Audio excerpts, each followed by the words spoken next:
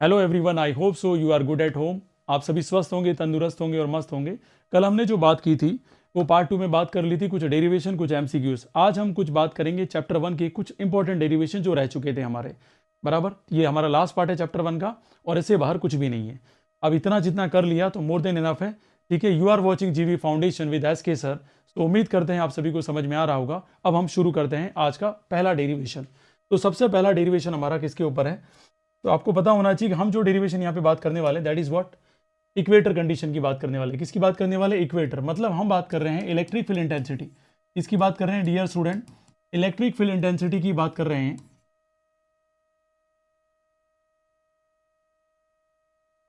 Due to electric dipole, due to electric dipole at equator condition, at equator condition. तो मैं फटाफट आपको यहाँ पे थोड़ा बहुत समझ में आ जाए इसलिए समझाता जाऊंगा। Let the electric field at A, तो हमारे ए पॉइंट में हमें क्या निकालना है? इलेक्ट्रिक फील्ड निकालना है due to the charge negative और पॉजिटिव। ये हमारा नेगेटिव चार्ज है, ये हमारा पॉजिटिव चार्ज है और हमें फिगर में शो किया हुआ है। हमें रिजोल्व करने पड़ेंगे हॉरिजॉन्टल और वर्टिकल कंपोनेंट, क्योंकि चार्ज की कोई पोजीशन फिक्स नहीं है, वो इंक्लाइन कंडीशन पे है। हमें ये नहीं पता है कि रियली ये हॉरिजॉन्टल में एग्जिस्ट करता है या वर्टिकल में एग्जिस्ट करता है।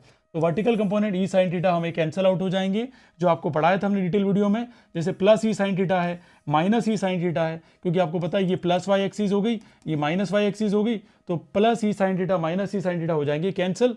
ठीक है, each other and only horizontal component यहाँ पे एग्जिस्ट करेंगे या सर्वाइव करेंगे। नेट इलेक्ट्रिक फील्ड इसी की वजह से आएगा और ये नेट इलेक्ट्रिक फील्ड की बात चल रही है, इसलिए इसको क्या लिखा जाएगा? 2e cos थीटा लिखा जाएगा। डियर स्टूडेंट, अब देख सकते हैं ये जो 2e cos थीटा वो कहां से आया? लेफ्ट साइड में है। लेफ्ट साइड में आपको पता है नेगेटिव एक्स एक्सिस है, ये नेगेटिव एक्स एक्सिस का मतलब ये रहेगा -2e cos थीटा। क्या रहेगा? -2e cos theta. तो step 2, calculation of the electric field at point A, electric field at point A. तो E इज इक्वल टू क्या रहेगा? -2e cos थीटा रहेगा, where E is equal to क्या हो जाएगा? E टोटल, मतलब net electric field की बात चल रही है, थोड़ा स्टूडेंट समझना। E net is equal to 2e cos theta हो जाएगा। और गेट व्हाट, अगर ए पॉइंट की बात करें तो हमारे पास क्या निकल जाएगा? तो हमारे पास फॉर्मूला आ जाएगा इधर 2q upon 4 pi epsilon naught R square plus A square. ठीक है, ये हमारे पास फॉर्मूला रहेगा। और cos थीटा का क्या रहेगा? मल्टीप्लाई। अब cos थीटा का वैल्यू निकालना है तो cos थीटा का फॉर्मूला क्या होता है? बेस अपॉन क्या होता है? हाइपोटेनियस। और आप सभी को पता है हाइपोटेनियस कैसे आता है? पाइथागोरस थ्योरम से आता है। R square plus A square की पावर क्या हो जाती है? 1/2 आ जाती है। तो जैसे हम इसको सॉल्व करेंगे तो आपके सामने देखो ये लिखा हुआ है cos theta is equal to A upon square root A square plus R square. इसको हमने पुट किया इसकी जगह, तो कैसे क्या सॉल्यूशन आएगा? तो आप देख सकते हैं यहाँ पे क्या हो जाएगा, ऊपर की तरफ तो a आ जाएगा, तो q इंटू 2a क्या हो जाएगा? p हो जाएगा। ये 2qa हो गया और नीचे की तरफ 4 पाई एप्सिलॉन नॉट का 4 पाई एप्सिलॉन नॉट, और यहाँ पे पावर 1 थी और ये पावर क्या लेकर आएगा? R square plus A square की पावर 1/2 लेकर आएगा। 1 प्लस 1/2 डियर स्टूडेंट क्या हो जाएगा? 3/2 हो जाएगा। और यहाँ फिर कंडीशन आ जाती है, we know the dipole moment. हमें क्या निकालना है? आप समझ रहे हैं, इलेक्ट्रिक फील्ड इंटेंसिटी निकालनी है ड्यू टू इलेक्ट्रिक डाइपोल। तो हमें इलेक्ट्रिक डाइपोल को लाना पड़ेगा एग्जिस्टेंस में। तो ये हमारा P is equal to formula होता है Q इंटू 2a होता है डियर स्टूडेंट। तो P रिप्लेस करेगा, तो ये जो 2qa है, ये जो 2qa है आप देख सकते हैं यहाँ पर, ये जो 2q है वो रिप्लेस हो जाएगा P से। तो P का P हो गया, नीचे क्या आ जाएगा? 4 pi epsilon naught R square plus A square की पावर 3/2 हो जाएगा। लेकिन अगर डायग्राम में देखा जाए तो R is very very greater than A। अगर ऐसी कंडीशन आपको मिलती है तो यहाँ पे हम क्या करेंगे? जो हमारे पास A है उसको नेगलेक्ट कर देंगे, तो ये 2 से 2 क्या हो जाएगा? कैंसल। और फाइनल एक्सप्रेशन क्या आ जाएगा? EA is equal to KP upon क्या हो जाएगा? R cube. ये डायरेक्शन की बात नहीं की है, इसलिए डियर स्टूडेंट अगर डायरेक्शन की बात की होती तो आंसर क्या आ जाता? -KP अपॉन R क्यूब आ जाता। और यहाँ पे वैल्यू कितनी ली है? x ली है, तो इसने क्या कर दिया? x क्यूब कर दिया। वैसे तो यहाँ पे क्या आएगा? R क्यूब आएगा। उम्मीद है यहाँ तक समझ में आया होगा। ये डेरिवेशन काफी इंपॉर्टेंट है, बहुत ज्यादा चांसेस है कि एग्जाम में आए। नेक्स्ट बात करते हैं electric field intensity due to uniformly charge wire, infinite length of wire. सबसे पहले dear student, infinite length of जो वायर है उसको बना दिया, उसके ऊपर पॉजिटिवली चार्ज डिस्ट्रीब्यूट है। अब ये कैसे बन गया वो ध्यान से सुनिए, ये कैसे बन गया वो ध्यान से सुनिएगा। यहाँ पर सबसे इंपॉर्टेंट ये है कि यहाँ पर आपको पॉजिटिवली चार्ज डिस्ट्रीब्यूटेड है, और पॉजिटिवली चार्ज डिस्ट्रीब्यूशन का एक डेफिनेशन है the region around a charge, the region around a charge. इसीलिए यहाँ पे इनफाइनाइट लेंथ ऑफ वायर में the region around a charge बनता है। और सिमिलरली यहाँ पे क्या पैटर्न बनेगा? Cylindrical pattern. क्या बनेगा? Cylindrical pattern. बहुत सारे स्टूडेंट को ये पता नहीं पड़ता है कि सिलेंड्रिकल पैटर्न क्यों बनता है। तो सिंपल भाषा में मैं कहूंगा, आपको डेफिनेशन याद होगी, the region around the charge. इसलिए ये कौन सा पैटर्न बन गया, सिलेंड्रिकल पैटर्न बन गया। और यहाँ पे आप देख सकते हैं ये कर्व सरफेस एरिया, फिर ये क्या हो गया सर्कल, फिर ये कर्व सरफेस एरिया। अब सवाल ये कि इलेक्ट्रिक फील्ड कहाँ एग्जिस्ट कर रहा है, तो मैंने बोला रीजन अराउंड द चार्ज। इसका मतलब जो इलेक्ट्रिक फील्ड है वो कौन से पार्ट में आ रहा है, कर्व सरफेस एरिया में आ रहा है, कर्व्ड सरफेस एरिया में आ रहा है, ठीक है। लेकिन हमारे पास एरिया कितने, 3 है, फर्स्ट सेकेंड थर्ड, ठीक है। तो फर्स्ट एरिया और ये हमने ले लिया सेकंड एरिया और ये क्या ले लिया थर्ड एरिया। और इलेक्ट्रिक फील्ड की डायरेक्शन देख सकते हो, the region around the charge, तो यहाँ पे आ रही है। अब देखते हैं गॉस लॉ में पता है क्या फॉर्मूला होता है, phi is equal to summation Q by epsilon naught. सभी को पता होगा ये फॉर्मूला, क्योंकि आप लोग रिवीजन मोड पे होंगे, मैं ऐसा उम्मीद करता हूँ। और फाई इज इक्वल टू क्या लिखा जा सकता है, क्योंकि यहाँ पर एक लेंथ के अलोंग चार्ज डिस्ट्रीब्यूट किया है तो लीनियर चार्ज डेंसिटी आएगी। कौन आएगी, लीनियर चार्ज डेंसिटी। और आप सभी को पता है कि लीनियर चार्ज डेंसिटी का फॉर्मूला क्या है, lambda is equal to Q by L, और क्यू इज इक्वल टू क्या हो जाएगा, लेमड़ा एल। इसलिए इस क्यू को रिप्लेस किससे कर दिया, लेमड़ा एल से, और डिवाइड में कौन आ गया डियर स्टूडेंट, एप्सिलॉन नॉट। अब देख सकते हैं हमें क्या करनी है, डेफिनेशन यूज करनी है जो गॉस लॉ ने दी थी इलेक्ट्रिक फ्लक्स वाली। तो फाई इज इक्वल टू हमने ली close integration S E dot D S, और आप देख सकते हैं surface area 1, surface area 2, surface area 3 के लिए E dot D S, E dot D S, E dot D S हमने लगा दिया। अब देखिए थोड़ा सा दिमाग लगाइए, ये ई और ये DA1 दोनों के बीच में एंगल कितना है, 90 है। कितना है, 90 है, ठीक है। तो ध्यान से समझना, ये जो DA1 है उसके बीच में एंगल कितना है, फिर DA2 है, फिर DA क्या है, 3 है। थोड़ा सा दिमाग लगाएं। अगर सरफेस एरिया 1 की बात करें तो इस डायग्राम के अकॉर्डिंग अगर मैं इसको क्या मान लूँ, इसको मान लेता हूँ S1 और इसको मान लेता हूँ S2, थोड़ी सी गड़बड़ है यहाँ पे ध्यान रखना। तो S1 अगर मान लूँ तो ये हो जाएगा कितना 90, और S2 मान लूँ तो सेकंड वाला एरिया और इलेक्ट्रिक फील्ड के बीच में एंगल कितना है, 0 डिग्री, कितना है एंगल।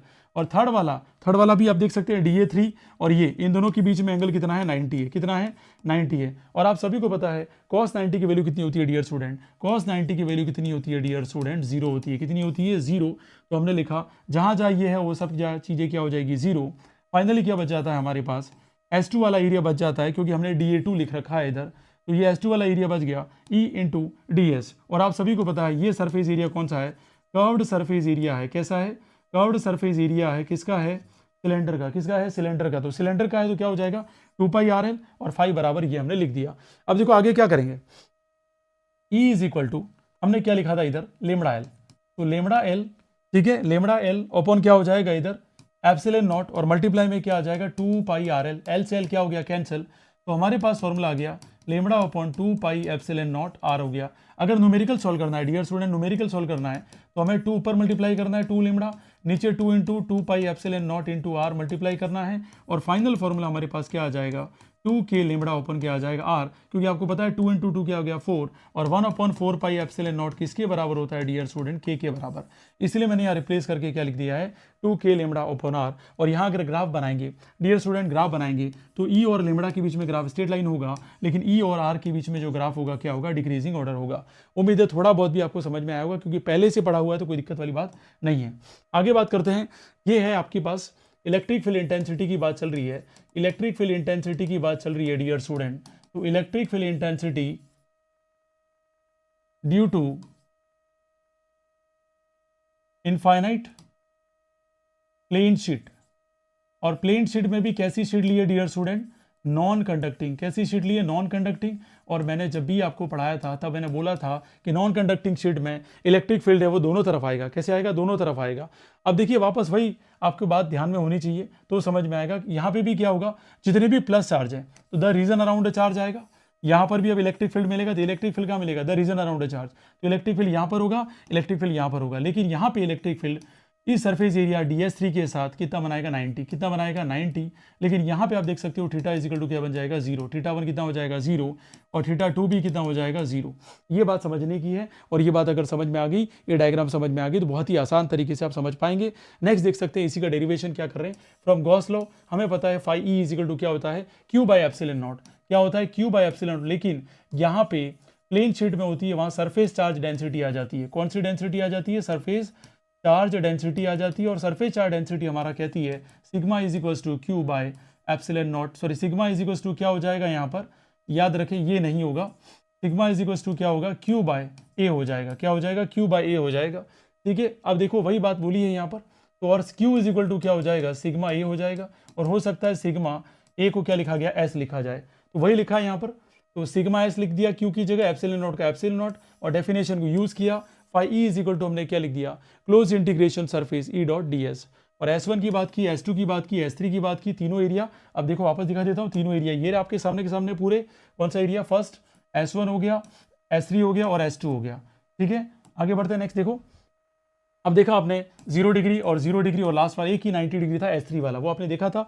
और देखो जो cos 90 होता है वो 0 हो जाता है, ये दोनों एग्जिस्ट कर गए। तो आपको पता है ये surface area 1 dot D S क्या होगा, S, ये भी क्या होगा, S। अच्छा S क्यों हुआ, तो आपको पता होना चाहिए, प्लेन शीट में कोई भी प्लेन शीट होती है उसके आमने सामने वाले एरिया हमेशा क्या होते हैं, सेम। ये S होगा तो ये भी एरिया क्या होगा, S, इसमें कोई भी चेंज आता नहीं है, वो इनफाइनाइट प्लेन शीट हो तो भी। ES क्या हो जाएगा, 2ES हो जाएगा, तो phi is equal to 2ES is equal to क्या हो जाएगा, sigma S upon epsilon naught, क्योंकि इक्वेशन जो हमारी 2i है और 1i है, तो 1 में भी फाई की वैल्यू जो है वो निकाल कर हमने 2 में रख दी। और देख सकते हैं यहाँ से S क्या हो गया है, कैंसिल, और फाइनली फॉर्मूला हमारा 2 नीचे चला जाएगा, E is equal to sigma upon 2 epsilon naught आ चुका है। और ये आप देख सकते हैं बिल्कुल ईजी है। तो वेक्टर फॉर्म में लिखना चाहे तो इस तरीके से आप लिखा जा सकता है। नेक्स्ट बात करें, फाइनल देखो जो चीजें हमें समझनी है, यहां किसकी बात करेंगे, यहां इसकी बात करेंगे, इलेक्ट्रिक फील्ड इंटेंसिटी की बात कर रहे हैं, और ये इंटेंसिटी की बात कर रहे हैं conducting, dear student conducting spherical shell है, ये कंडक्टिंग स्फेरिकल शेल है। तो कंडक्टिंग स्फेरिकल शेल की बात करेंगे तो ध्यान रखना, कंडक्टिंग स्फेरिकल शेल में अंदर जो इलेक्ट्रिक फील्ड होता है वो क्या होता है, जीरो। तो ये डायरेक्ट ही देखो अंदर जीरो कर दिया हमने, क्यों जीरो कर दिया, क्योंकि क्यू की वैल्यू ही क्या हो जाती है, जीरो हो जाती है। भाई कैसे लिखना बोर्ड में देख लो, कंसिडर थीन स्फेरिकल चार्ज जिसकी रेडियस क्या है, आर है, और पॉजिटिवली चार्ज उसके ऊपर डिस्ट्रीब्यूट है यूनिफॉर्मली सरफेस के ऊपर। As the charge is uniformly distribute the electric field symmetrically directed radially outward, electric field outside the shell. तो आपको पता होना चाहिए कि अगर आउटसाइड होगा तो आपको पता है कि ये जो आर होगा वो बड़ा हो जाएगा, आर क्या हो जाएगा, बड़ा हो जाएगा। देख लीजिए जो स्मॉल आर है वो कैपिटल आर से बड़ा है। Draw the spherical Gaussian surface, तो आपको फॉर्मूला पता है, E dot D S q by epsilon naught होगा, ये डियर स्टूडेंट एप्सिलॉन नॉट है।